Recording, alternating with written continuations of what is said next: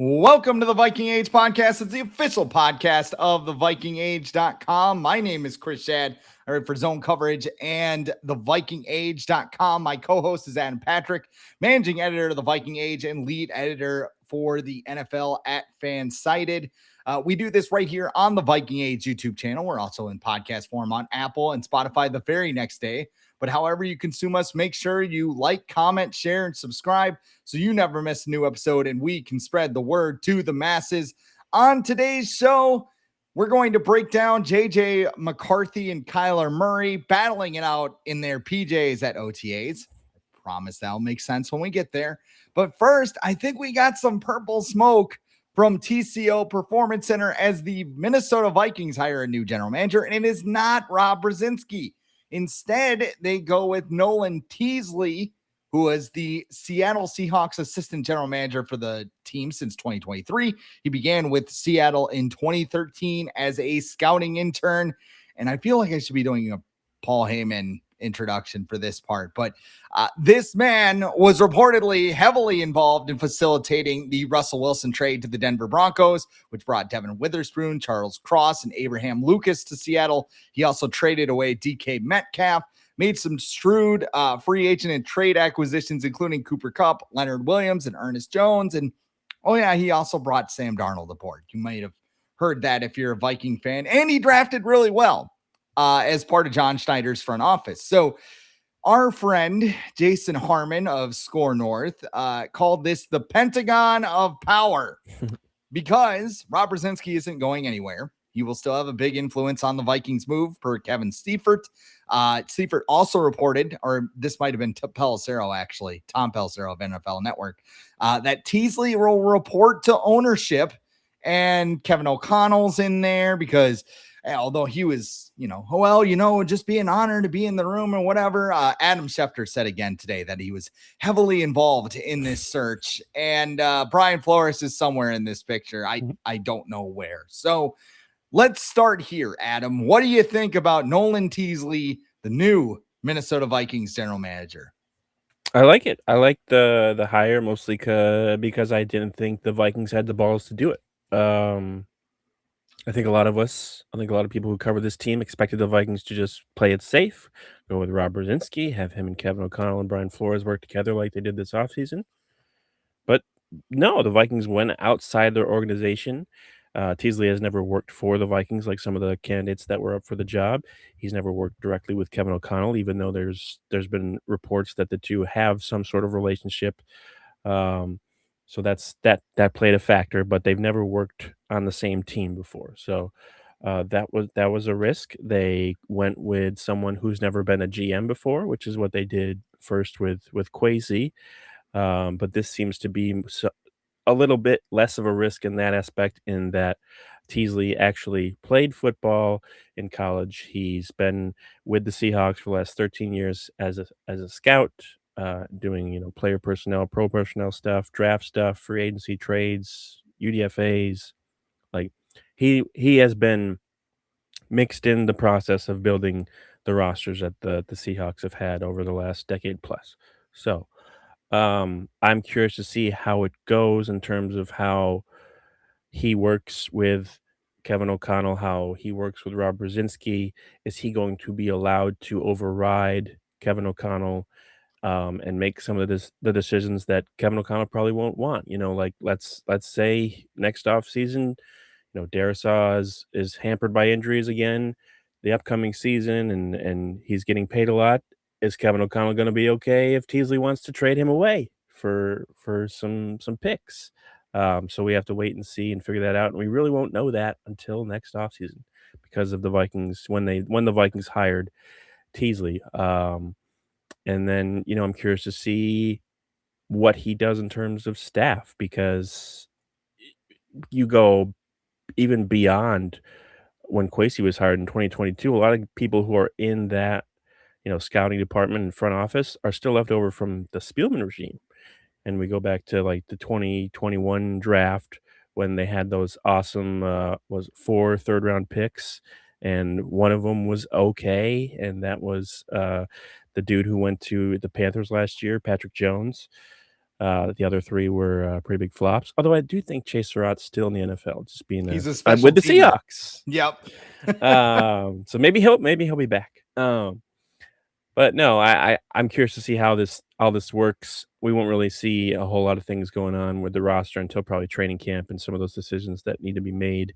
But I like the hire because it's something that I think a lot of Vikings fans and people who cover the team did not expect. So good for the Vikings. Hopefully it works out. But if not, that's okay. At least they're taking a chance that's just beyond, being safe in their little box in Egan. So I'm excited for that at least. I was very surprised it was not Rob Brzezinski.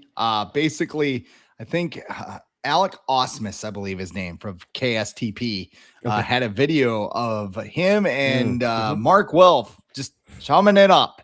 Mhm. And I thought, man, if I'm interviewing for this job, During OTAs, right? yeah, that might piss me off. Yeah. And I'm sure Brzezinski may have even been in the room during interviews, which I mean, I wouldn't leave that past the Wilfs to be like, Yeah. well, he's going to be like working with you just in case, like, excuse me. But it does seem like everybody's going to collaborate and be, friends and buddy and all They're that going to say that stuff. word a lot on Wednesday. Oh yeah, Collaboration. it's going to come out a lot. And by the way, too, another friend of the show, Matthew Caller, did say when he was discussing the move, talked about John Schneider, who apparently the Vikings really admire his work. I will probably. He went to St. Thomas, I think. I think he's a graduate of St. Thomas out there. So he's got Minnesota connections, and of course he worked with the Packers back in the day under Ted Thompson. So there's people that are definitely familiar with him within the Vikings. I'm sure Rob Brzezinski is familiar with him within the Vikings organization. So yeah, and John Schneider, he just put together his second Super Bowl roster within the last 2 decades. So I think that's someone definitely if you want to pluck from someone's staff, I think the Seahawks are a good team to do that. I think I agree with a lot of the pros that you mentioned. This is an outside voice from a championship organization. And I think what appealed to the Wilfs is that they won a Super Bowl, had to rebuild, but they retooled and didn't go all the way down and remained, here's that word again, super competitive words, I guess. It's been such a busy day. Like my brain is basically fried from the miles. Because the Colts signed Easton Stick. That's yes. why? Yeah. And former Dakota kid, NDSU, right? NDSU actually. Yeah. So a lot of things going on, but I think, staying competitive with all that, I think that played in the decision. The Vikings are choosing the guy they want this time. Remember, Kwesi was basically a runner-up to Ryan Poles before he got hired, and no other team was offering a general manager thing. Vikings were like, well, this is our guy. So they decided to hire him, and look how it turned out. And also, too, Seattle is a team that builds through the draft. They got a lot of players that wound up coming through the draft and building that Super Bowl foundation. The whole GM that doesn't play politics thing, that was kind of floated out there as to why he wasn't a GM yet. Hopefully that means he does say no when the time comes. You mentioned Christian Darrisaw. What about Jordan Addison? Is Kevin O'Connell going to be in tears when they say, hey, we can't really pay a guy who's a walking hazard and may have gotten lost in Mexico? I'm just like saying foreshadowing some things just in case. It also sounds like he's bringing in his own staff too. So, I mean, basically the pros I had listed down were the same that you had. The cons, I feel like they're trying to get John Schneider light here. And sometimes we see this all the time when you pluck a guy out of a successful organization and you're like, this guy's got the secret sauce. Really, he's just like, well, and two, they were trying to get the Browns secret sauce. So like that wasn't that's not a team you want the secret sauce from. No, they're like, why is it all moldy? Like, this is kind of, I don't want this. Like, this is gross. A lot of times the guy who has the secret sauce was just the guy who got coffee orders. I don't think that is Teasley because a lot of executives have praised this hire. So that is good right now. And then it's the whole everybody needs to be friends thing. Everybody's got to get along and everything else. And I do wonder too, like this is just me kind of spitballing, the Sam Darnold effect out of all of this. Because once again, like the whole offseason has been Seattle Seahawks East, basically. Yep. They didn't take a lot of they were very intentional in which free agents they signed. Yep. They wanted to build through the draft. Like, honestly, if they just took John Schneider's face off and like put it on them and be like, whatever, like Silence of the Lambs shit, like I wouldn't be surprised. Like, I don't know. The whole general manager search, kind of looking back on it, you fire Kwesi 5 days after Sam Darnold reaches the Super Bowl. Sam Darnold wins the Super Bowl, and then you hire a guy from Seattle. So I'm sure he's great. I mean, I've seen people close the clips, which, by the way, like, I just think it's the dumbest thing ever. Because it's just like, hey, look at what Nolan Teasley said back in like 2023 when he was asked how he felt like he was constructing in the roster. What is he going to say? Dude, I get hammered and then I put on a blindfold with some darts and I just chuck them at the draft board and like whatever it lands on, it lands on. One year we took a guy that was like 459th on the consensus board. It was fucking crazy, but hey, whatever. We just went for it and it panned out. I don't know, but. Like, I don't know. I don't know. Yeah. I don't know. I need to see it. I need to see everything play out before I praise a GM hire. I'm not going to jump through hoops on Wednesday because he says something smart. He looks like Jeremy Piven from Old School, by the way. Like, Oh. Thought we locked you in a dumpster. Was he the teacher or like the dean? He was the dean. Yeah. That's right. Dean Pritchard, I believe his name was. But you know what? Anyway, that was long-winded. My apologies. But everything you said is true because I can remember when Kwesi was hired and everyone's like, oh, the new regime, we got the young guy who does analytics. We got the young coach. Don, okay, I'm not slamming. I don't want to slam reporters, but like Don Mitchell of KMSP was called, Kwesi, you have a beautiful mind. What? What are we doing? Is he a fucking X-Man? Like, what is happening here? Uh-huh. Like, I understand it's a different background, but it's just like, you have a beautiful mind. And like, like he came from the fucking heavens we're going to hear that. We're going to hear that this week. We're going to hear this offseason. Oh, I'm sure there will be a big feature somewhere. Is Jory Epstein going to do an interview with him? Is she allowed to talk to new GMs for the Vikings? She talked to Mark Wilf. So maybe it must be like mended a little bit. Maybe she's back in the circles. But no, I like it. We like for years there has been a Seahawks Vikings, just it seems like a pipeline of, you have, way back in the day, Carl Eller went there. You have John Randall who went there, Nate Burleson, Percy Harvin, like who's the defensive tackle that was like that. Oh, Shamar Stephen. That's what I'm thinking of. Who was like the real deal. The entire defense that the Vikings needed. Kevin Williams went to the Seahawks. Like, there's a lot of players who. Oh, Tavares Jackson. Like, yeah, I could sit here all day and Adrian Peterson played with the Seahawks.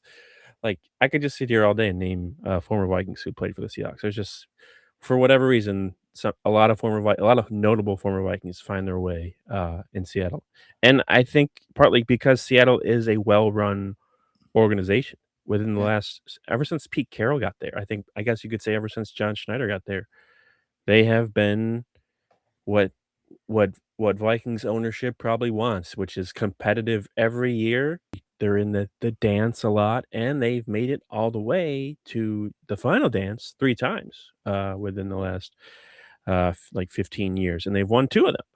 So I think that's exactly something that the Vikings ownership at least has wanted from their own team.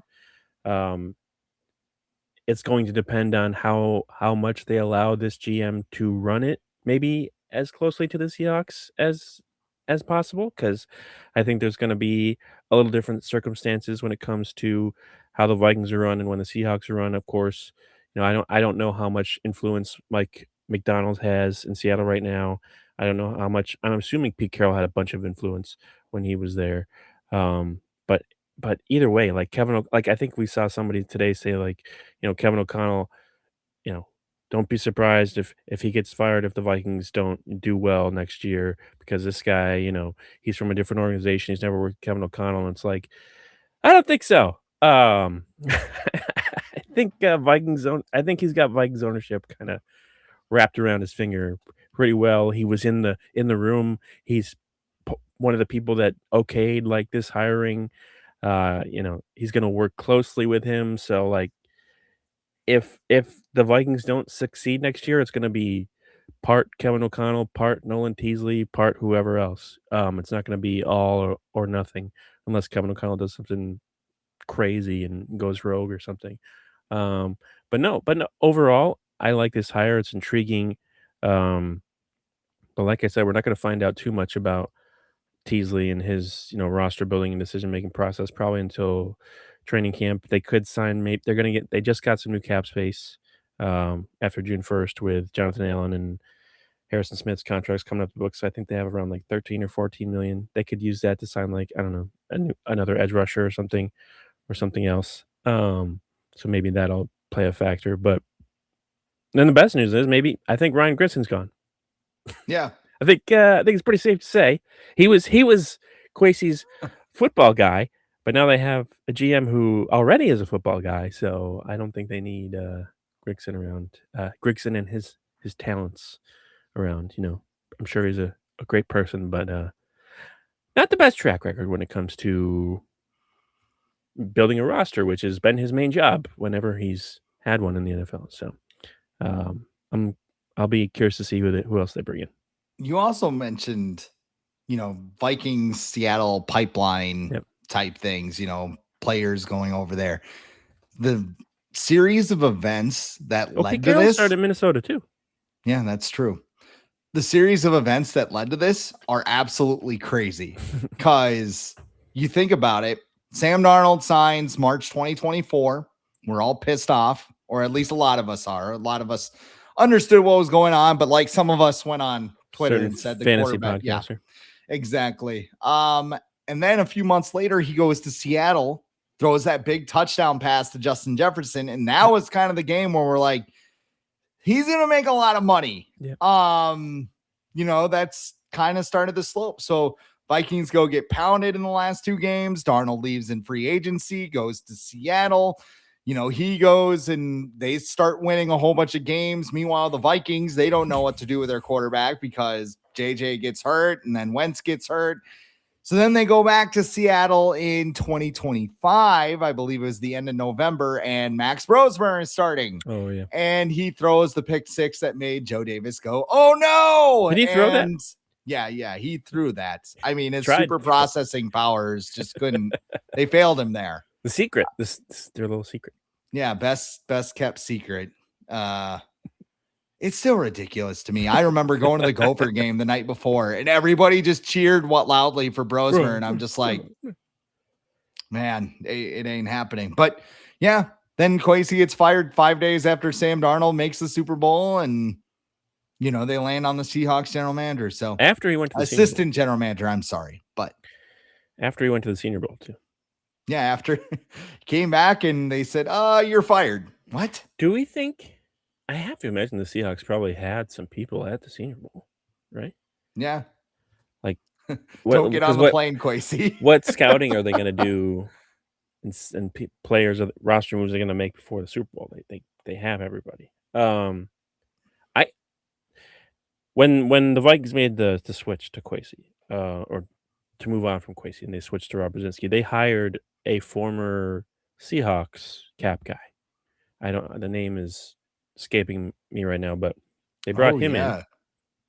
So I wonder if this process began a while ago, like before they all were like, oh, we're going to do it in May. And because this went by pretty quick, like figuring out and to hire someone from outside the organization after there was 2 rounds of interviews, I think, right? Also, he's a minority candidate, which is fine, but shocking. Like kind of like Mike McDaniel's a minority candidate, just Sol Ruca, I guess. Brian Flores is just like, oh, really? Okay. Okay. I see you. Thank you, But sir. We're I supposed think to be this, friends. yeah, I think there's a possibility that this process began a while ago, and Brzezinski and O'Connell were talking to the Seahawks dude about guys within that organization who they think could come over and possibly take over as GM. So yeah, the Vikings could have had their eye on Teasley for a lot longer than we probably think. Yeah. I think so. I mean, like I said, I don't know how this is going to turn out until they actually hit the field. Like until and I think what might wind up happening Trade is that deadline, maybe that'll be the yeah, big like the I don't like a training camp. I think like the final 53. I think if he cuts Aaron Jones like we've talked about yeah. then is Kevin O'Connell like sulking in the hallway and You know how I call, feel about Aaron, and Aaron knows how I blaming feel about everything on him. JJ McCarthy. JJ didn't have that kid, Aaron Jones would still be here.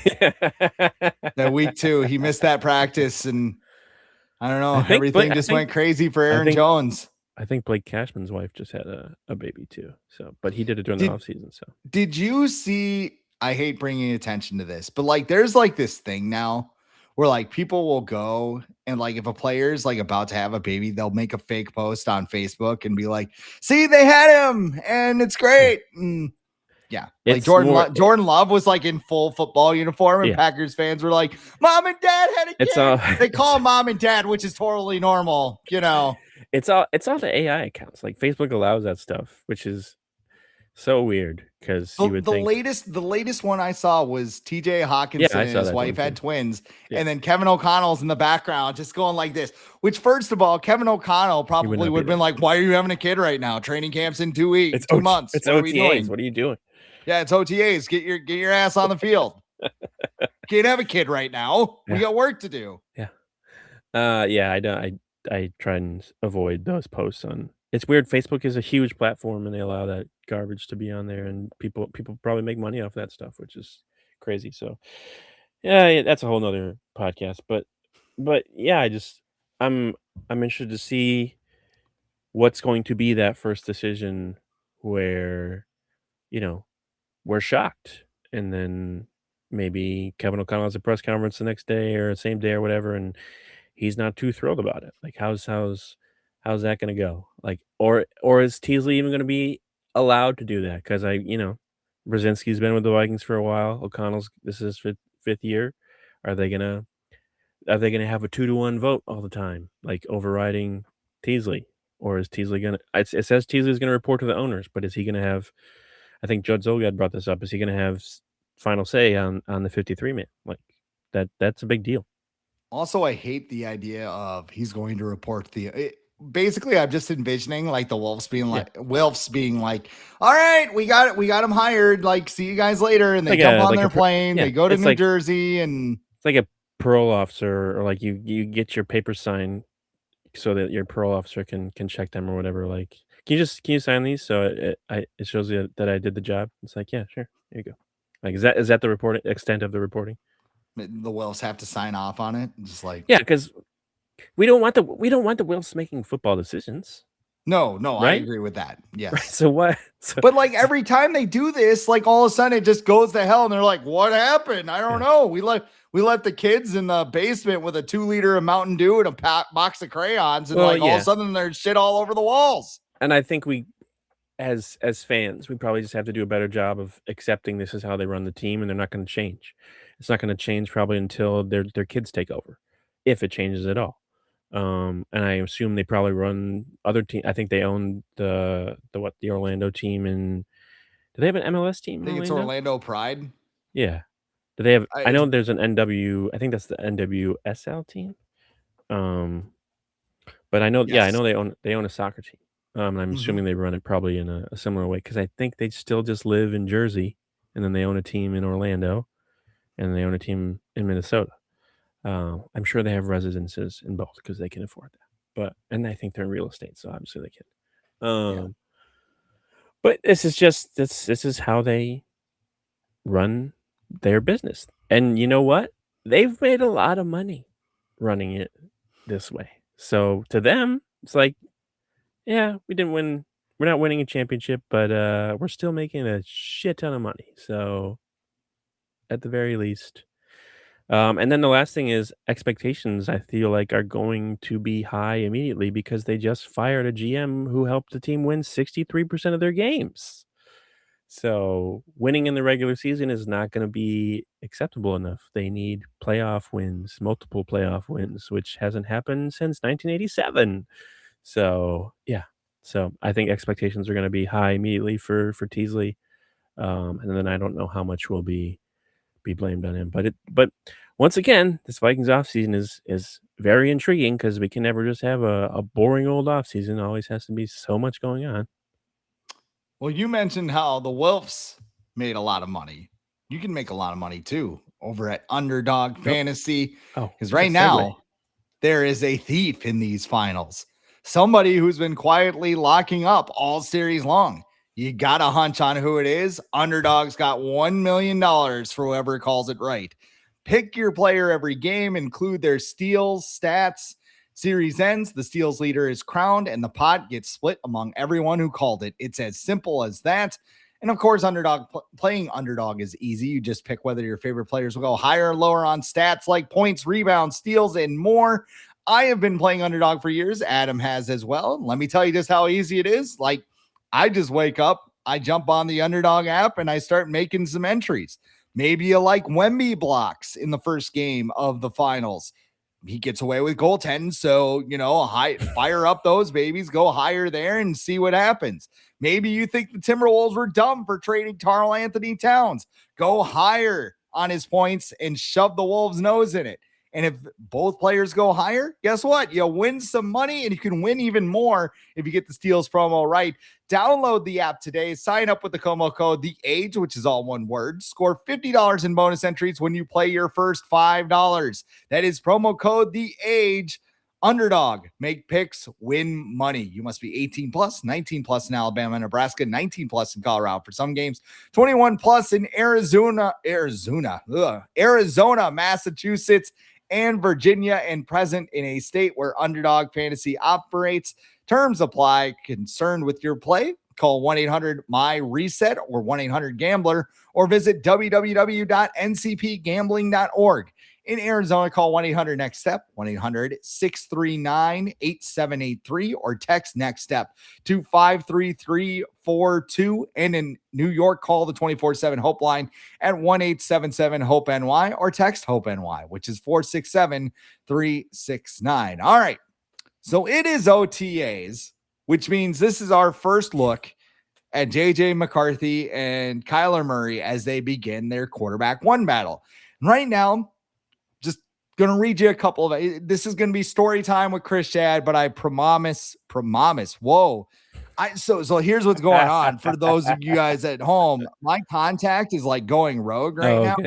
So like, it is like bouncing all over. So I'm trying to like, manage the contact while also finishing off this podcast. And I can't really stop and like go and get my glasses mid podcast. So we're just kind of going with it. So whatever happens in the next half hour, I might just pop it out and just do one eye podcast. Be like Mike Zimmer back in the day when a play sheet took his eyeball out when it was actually shaped like a fist. Yeah. There may have been a motherfucker. The play sheet may have said motherfucker when, it took out his eyeball, but I digress. So from Kevin Seifert, both quarterbacks took reps with the first team in a practice to open the media last week. Seifert noted, it is only fair to point out that the gap between the two quarterbacks was not close. Murray made all of the best throws of the practice, demonstrating downfield touch and accuracy. Nothing McCarthy did was objectionable. And while McCarthy's post-practice comments about their relationship delivered headlines, we will talk about that in a sec, it was Murray who might have said the most notable 4 words of the afternoon. My confidence is unshakable. Overall, the afternoon was a reminder that while McCarthy could continue along the upward trajectory established at the end of last season, he could still fall well short of matching Murray's experience, arm talent, and potential to make big plays in the passing game. Before I ask you what you think about this, I would like to share a quote from Dan Campbell, the great philosopher and head coach of the Detroit Lions, who was asked, hey, It's OTAs. Who's standing out for you today? And he goes, there are a lot of guys who have done well for 2 days in pajamas. I'm done with the hype of the pajama party in May. We'll find out in training camp who's who. I like Dan Campbell. Yeah. I like what he said. Why does he have to be the Lions coach? Why can't he be somebody else's coach? Like if he was like the Jets coach, let's say he turned around the Jets or something. We would all love Dan Campbell. But he coaches the Lions, when they're now getting tough and mean, and their schedule release was just Dan Campbell posting the schedule. Oh, yeah, Dan Campbell. Yeah, he should have like slugged 2 black eye coffees when he did 2, but 4. Yeah. Why stop there? Like until his heart explodes. Sound like the Ultimate Warrior. Anyway, Vikings, OTAs, quarterback competition. Yeah, Kyler blowing JJ out of the water. Sure, that's great. Okay. Yeah, I'll let what do you think? Then I'll tell you what I think, because fans aren't gonna like what I have to say. Well, I would like to hope that the I guess he would be an 8-year veteran now, would look better than a guy who's entering his 2nd year playing. He did practice a little bit as a rookie, but didn't play a whole lot there that year.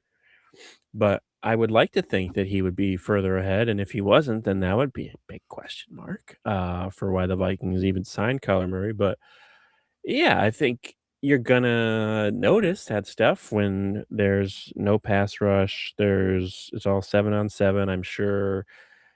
I did hear that Brian Flores sent like all out blitzes a couple times, which is just hilarious.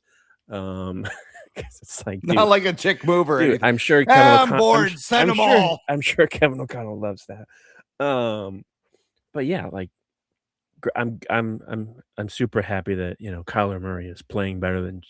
I would have felt the same way right now that I do talking about this if JJ McCarthy was playing just as good or better than Kyler Murray. Like, I think there was some of this stuff coming out before JJ hurt his knee about how he might beat out Sam Darnold because he's playing better than him in camp. He might get some reps with the ones. Did you see what he did against the second team in the preseason game? And it's like, come on, let's get back on track here. And kind of like, because I feel like OTAs this year too. Like, it's not just been the Vikings; it's been other teams and their media been like, "Oh, how's so and so look? What do you think about how this person's been?" And you talk to someone like Todd Monken or something who's like, they're throwing interceptions at 7-on-7. What are you doing? Like, you can't do that. The ball shouldn't even hit the ground. Like, what? So like, and they're asking like Lamar, how does he feel? And it's like, guys, they are coming back. It is now June 1st. The season doesn't start for another 4 months, 3 months. These guys are here to get in football shape. Some of them haven't even maybe worked out that much in the offseason. Some of them are recovering from injuries. Let's take a gigantic grain of salt with everything that happens. Because I've seen stuff too about DeMont Claiborne showing shades of Jerick McKinnon out there, and maybe it's because he's wearing the same number. And it's like, can we relax? And I know a lot of like the Vikings fan accounts and everything. It's a lot of you gotta get engagement and everything, and you gotta hype everything up. Everything is la la la. Not to poo poo on everything, but like, can we be a little bit more realistic about a team that, like you mentioned a lot, was 4-8 with 5 games to go last season? Yeah. I mean, a lot of people have broken down video clips, even video clips that were recycled by people. Same people who fell for the AI posts. Yahoo did, and then they fired their football people. Yeah, they were like, all right, maybe it's time to do a little house cleaning here. I mean, a lot of people have been breaking down the social, like, JJ McCarthy's foot is. Somebody in this room might have posted something that people got in a kerfuffle about and got mad at JJ McCarthy about because of the way he talked compared to Kyler Murray. Yeah, I mean, like, I'm just saying, there's nothing against the reporters here. I don't want to dig at the report. Like, I was. I'll tell you this too. I covered SDSU. We would go to spring practice. We would go to, training camp or whatever. Yep. And I would bring my notebook and I would jot down, just players or whatever that Tucker caught Kraft. my eye or whatever. By like week 3, I'd be like, none of these players are even playing. Like they're not doing anything. Like maybe a guy or two like kind of pops up like, oh yeah, I saw him kind of doing some things. You've mentioned in like texting back and forth, Jordan Taylor, like a couple years ago when he made a one-hand catch in OTAs, and then he didn't even make the team. I mean, Kyler Murray could go out there, shoot lasers out of his eyes and fireballs out of his ass during OTAs, and I wouldn't care. I would just be like, all right, hope he keeps it up. Like, I'd care a little bit. If you want me to care, send Caleb Banks. Probably needs some cardio with that foot, have him just go at a dead sprint at JJ McCarthy and see if he sticks his foot down, or is he still like whipping his leg and skibbity quarterback or whatever bullshit that was last year. That's another thing that's been over. And Kyler, he lifts his leg too. He lifts it more than JJ. It's like, no. Oh my God. Stop it. Stop. You know what else too? I don't like the over-analyzation of press conferences, which you mentioned it. Yeah, you posted a little clip there, but a small clip.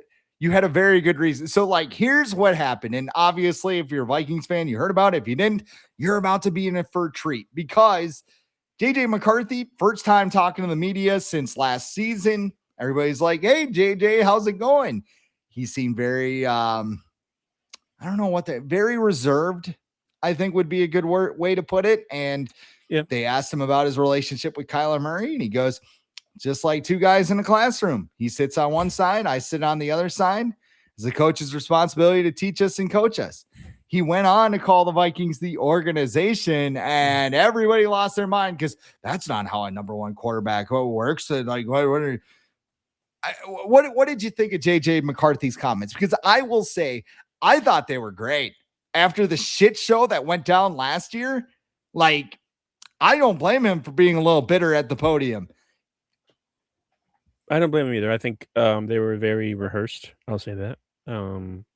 They sounded like a certain AI platform might have made them for him, and he looked at them before answering questions. Also, he didn't have like a end of season wrap up presser. He cleaned his locker and got out of there last year. So this is really the first time, like anyone's talked to him since after. Did he talk after the Vikings game, the Packers game? He did, because he said he kind of patted himself on the back for taking him out, not hurting the team, and then Ben Lieber like lost his shit. But which now he's not. Now he's defending him. Which okay, sure. And he's also sitting there saying Carson Wentz is going to win the starting quarterback job. So welcome to OTAs, everybody. Yeah. But no, like looking back on it, like when you first watch what Kyler said, when Kyler was like, Kyler was someone who's been in the league for a while, knows what to say.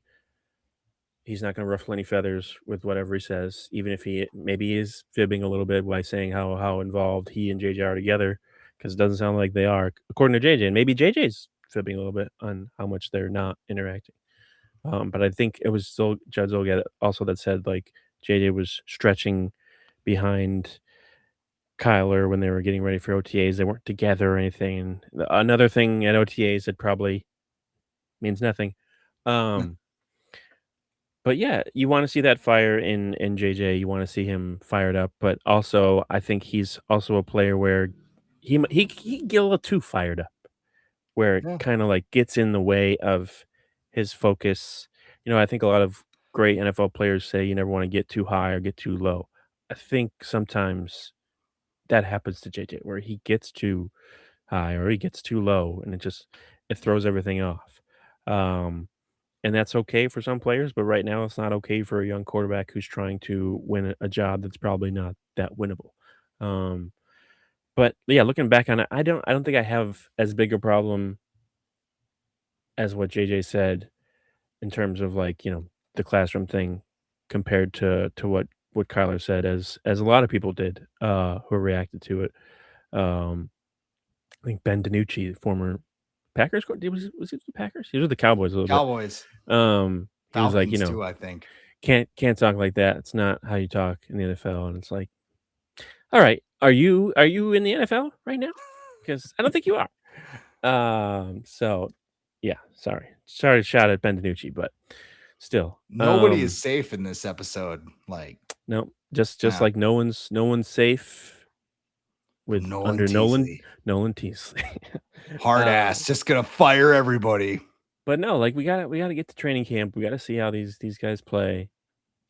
It's still Kyler's job to lose. Like, and I think JJ knows that. And I think something that might be bothering him is that the Vikings and Kevin O'Connell in particular are trying, and Tom Pelissero are trying to make it seem like this is a legit competition. It is not. Everyone who watched practice in person, all the reporters, what came back and said the same thing. This is not a competition. There's like Seifert said. I know we just made fun of it or whatever, but like Kyler could throw 50 interceptions in the next 2 months and still win the QB1 job because it's just that's what he was brought to the Vikings to do, to be their starting quarterback. And I think JJ McCarthy realizes that, and he's probably a little bitter about it because he's being forced to talk to, he probably didn't want to talk to reporters. He's like, if I'm not going to be the starting quarterback, why am I talking to reporters? Like what? Like so, I'm sure he was a little bitter, a little pissed off, and if that helps him get better and be motivated, that's fine. But I still think it's Kyler's job to lose. I don't think he's gonna lose it. But yeah, we gotta get to some stuff that actually matters, like training camp, preseason, things like that. So, but of course, to everyone's credit, this offseason has been incredibly boring until today, until Monday, June 1st, when everything happened at once. But the month of May was incredibly slow, so I understand like stuff like small like stuff like what JJ said and Kyler said is gonna blow up, just because people need something to talk about. So and I think Sam Darnold had something similar. He went on Chris Long's podcast the other day and was talking about something similar about how like things on social media just clips or whatever blow. I conveniently enough, it was from a clip. He was saying how clips on social media I had a clip on social media blow up and like can rub you the wrong way. But yeah, there's a lot of reactions to what JJ McCarthy said last week. Some people were in favor of it, some people weren't. But I think people have a case on both sides. I guess you could say. I think from his standpoint, I understand it too. Because anytime he talked to the media, it got blown out of proportion. And I mean, there's some things that maybe he shouldn't have said out loud. Like, of course there was. But I mean, he's probably thinking from His that alter standpoint. Yeah, he's probably, well, I mean, it was a good answer to a question. Like, as It a was, and if he reporter, balled out last year, everyone would have been on his side. yeah, 9 would be the official number of the state of Minnesota if like he balled out. Caleb Williams, you don't think people would have made fun of him, like with Iceman, if the Bears lost a bunch of games last year? Like, cool. Well, it could be coming. He's on the Madden cover now. Yeah, you are cursed. Caleb Williams, that is. Not you, of course. I wouldn't curse you. I don't even have that power. I'm not Danhausen. But I mean, you go up there, you say I mean, I'm sure he was just trying to be blunt and just honest. Like, hey, he's on the other side of the classroom. I'm just trying to learn and keep my job. Like, this is kind of what's happening right now. And there's, oh my God, why would he say that? Also, too, for McCarthy, think of it this way. This is the first time, and not that he didn't earn his way to the NFL. That's not what I'm saying. Right. This is the first time where he's had to earn something during his football career, though. He went to IMG Academy in high school, I think, for the last 1 or 2 years. I think. Yeah. Senior year. And I mean, it's basically like Shattuck St. Mary's for football. Yeah. Like Shattuck St. Mary's, a lot of NHL players go there. It's down in Faribault, Minnesota, like Sidney Crosby and Zach Parise. I'm trying to think who else went down there. But I think IMG has a lot of games. They have games on ESPN.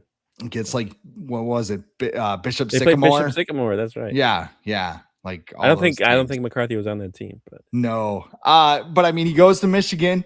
He's got an all-American running game. He's got Jim Harbaugh. He's got Connor Stallions too, if you want to go that far. Aiden Hutchinson. Yeah. I mean, then, he proceeds to get dragged all last season by his head coach, by the way. Mm-hmm. Like Kevin O'Connell's hands were not clean in that situation, griping about the footwork. He goes to a Gophers game with Max Brosmer, which I'm sure if I'm QB1, I'm going, what the hell's going on here? It makes me Uh think of the scene in D2 when oh, Bombay's ice eating ice cream with cream the with the enemy. with the ice and assistant We've coach. had this discussion on this podcast before where Gordon Bombay just should not be supervising kids. Like No, no, no, no, no. trying to bang the other team's trainer. Yeah, You know, he's partying. I mean, maybe there was drugs involved with at the Hendrix maybe. parties. Just That's why he was the coach, because wasn't it? It was like part of his like he had to do community service or something because he got a yeah, well, DUI or that was the something. first one. The second one, he was so Yeah, good at coaching Pee Wee hockey. They're like, let's make him the head coach of the Olympics team. Yeah, because that yeah. makes I'm sense. sure he's gonna be completely sober and head coach of head coach of a then, hockey team. then the U.S. team has a kid that can't stop. Yeah, Like what? yeah. Oh, it's my favorite Classic. shit show. So yeah, I mean, if JJ McCarthy went up there and he's like, "Oh yeah, this is great. Like Kyler's here. He's had success in the league. I'm gonna learn so much from him." It's like, nah, this ain't gonna work. Like you gotta fight for your job, man. And, like in my mind, that's the case. Like Yeah. you're Has that not worked out? guaranteed Has anything. that approach worked out though for anybody? I'm trying to think of like people who have been like super pissed off and then won the job. I don't think it's like Baker Mayfield, Yeah, but I think by the time he got to like what it's hilarious to think of. But Baker Mayfield was in like a battle with Kyle Trask before what like the 2023 season, I think, or yeah. 24 with the Bucks, which is hilarious to think about right now because I think Trask is like out of the league. Yeah. Um, but yeah, you He think was of a someone like second Baker round May he's pick got too. McCarthy has a lot of like Mayfield in him, I know, and I feel like where like he came from a big college program that was successful, comes in the league kind of like a chip on his shoulder, has that swagger, um, has that like McCarthy would probably headbutt somebody in the face like without a helmet on if he was given the opportunity and then go on IR for like 4 weeks. Um, But I think Mayfield one thing Mayfield has done learned to kinda harness it a little better, where, in Cleveland, he was probably in the wrong environment to be successful.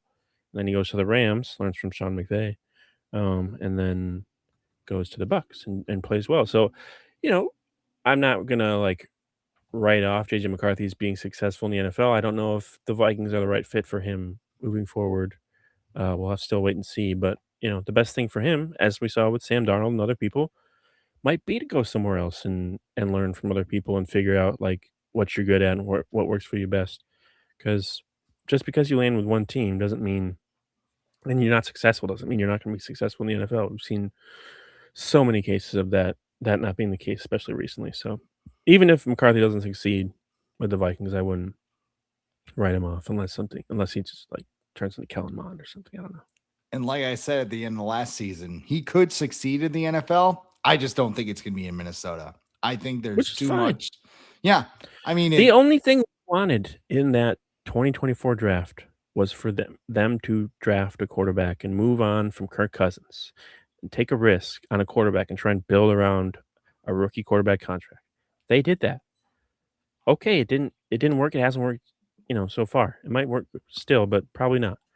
now here's what worries me though, Yeah. because they let Sam Darnold walk. Yeah. So if Kyler Murray plays at Yeah. a above average level, well, Yeah. like average, so they'd Kirk probably just Cousins. say, Kirk okay, Cousins numbers. yeah, let's say Kirk Cousins. Let's say he puts up 4,000 yards, 30 touchdowns, 10 picks. Yep. Like, are you going to freak out and be like, we can't let him walk out the door because Sam Darnold walked out the door and he won a Super Bowl. So we got to give him a contract right now. Or are you going to be realistic about this and say, hey, like this, you don't pay for this. You don't pay for this type of quarterback. This is the type of stuff Nolan Teasley needs to come in and do. Mhm. Maybe even Rob Brzezinski saying, hey, Kevin, I know you love him, but like he's also just kind of very hot and cold. And Yep. I don't know. I don't want to Teasley make the should also video be game very joke, familiar but with Kyler Murray. They were in the NFC West. He saw him twice a year. correct. Yeah. So, he probably already has an opinion on him in terms of, like, if he can be successful or not. He's probably also like, the Cardinals are a dumpster fire, so, the fact that he was able to do anything at all is props to him. Um, yeah, I'm thinking that scenario too, like, the Vikings probably finish 9-8 or losing the first round of the playoffs again, if Kyler comes in and they win the playoff game and he puts numbers up like that, he's getting another contract. Like, Yeah. no doubt about that. I don't know if he breaks the bank. He's not going to be the highest paid quarterback in the league, but he'll get a Baker Mayfield deal. He'll get a Sam Darnold deal. Like, and the thing is, like, teams like the Seahawks have shown if you pay a retread quarterback, like, you know, above average money, you can still compete. Say what you want about the Colts last year before Daniel Jones went down. They were pretty good. Now, did they give him too much money in the offseason? Yes. Did they give Alec Pierce too much money? Yes. So I don't know how good they'll be next season, but like not being able to draft a quarterback and develop them, that isn't like a death sentence. Like where I think some people think that is. Like if you can't get that rookie quarterback and build around the rookie contract, like Mahomes or Josh Allen, who hasn't won the Super Bowl yet, or Lamar Jackson, who hasn't won the Super Bowl yet, or Joe Burrow, who hasn't won the Super Bowl yet, then you can't win a championship. But then you look back at like the past Super Bowl winners, and I guess Jalen Hurts counts in that because he was a second round pick. But they paid him before they won the Super Bowl, right? I think so. I thought it was He signed a after. second deal. I think might have been that season or the season before he got an extension because he was a second round pick, so he got within 4 years. It might not kicked in. That might have been it. And knowing the Eagles, they put on like 9 void years. Hey, but but like they get first round picks from everybody. So, but like the Rams with Kevin O'Connell, they won.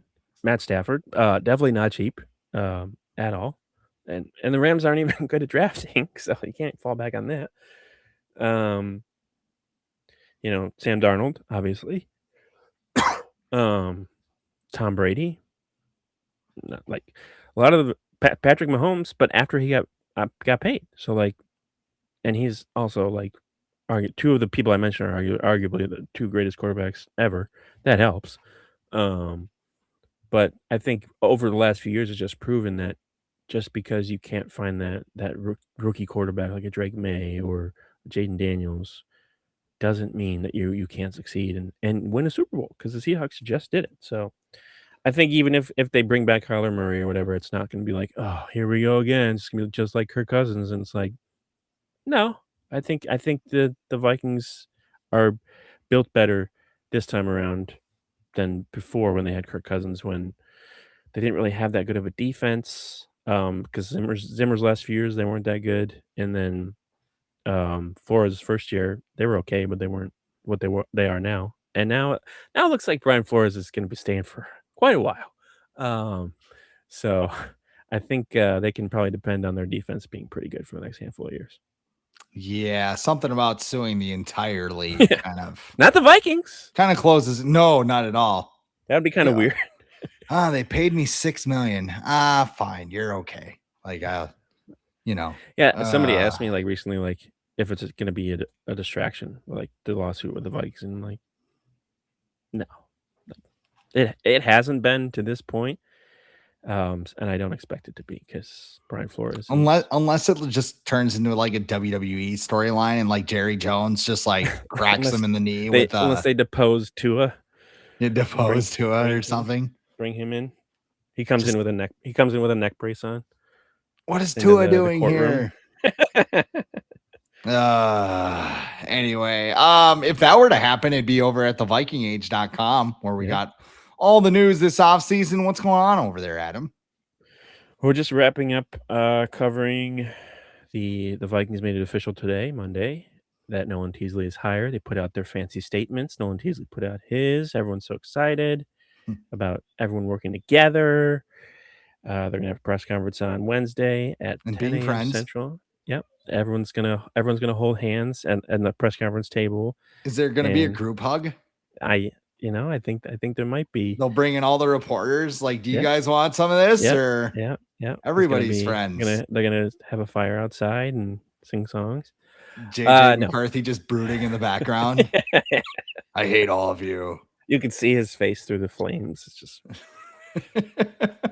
and then and conveniently the brood music is just playing while he's doing that as well. So that which would make it better.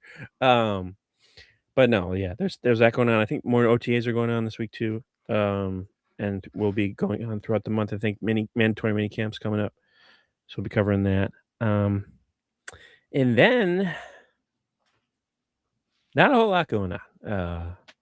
But for now, until next time, keep an eye on it on the Vikings.com. And even when there's some stuff going on, we always have fun over there anyway. So check it out. And of course, I've been writing there. It's already been a month since I've been back Right? at the Viking Age, which is It's kind of crazy. just been so fun.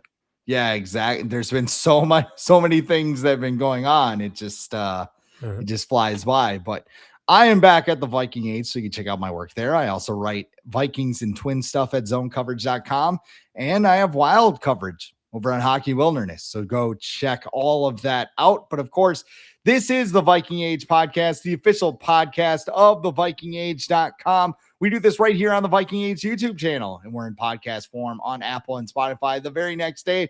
But however you consume us, make sure you like, comment, share, and subscribe so you never miss a new episode and we can spread the word to the masses. He is Adam Patrick at Adam Patrick NFL. I am Chris Schad at The Real Chris Schad. SKOL.